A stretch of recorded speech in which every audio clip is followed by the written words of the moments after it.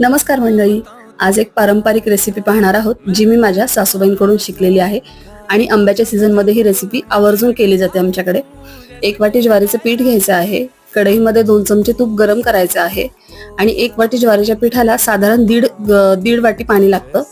तर तूप गरम झालं की त्यामध्ये जिऱ्याची पावडर टाकायची आहे आणि 1.5 वाटी पाणी टाकून ते छान उकळून घ्यायचं आहे. पाण्याला उकळी आली की आपण उकड काढतो त्याप्रमाणेच ते पीठ त्याच्यामध्ये टाकायचं आहे आणि गाठी न होऊ देता छान उकड काढून घ्यायची आहे त्याची. हाताला पीठ लागलं नाही की समजायचं आपली उकड झालेली आहे. उकड गार करून घ्यायची आणि आपण जसं नॉर्मल पोळीसाठी कणिक भिजवतो तशीच कणिक भिजवायची आहे आणि पुरण भरतो त्याप्रमाणे हे सारण आपण या पोळीच्या उंड्यामध्ये भरायचं आहे आणि पोळी लाटून घ्यायची आहे.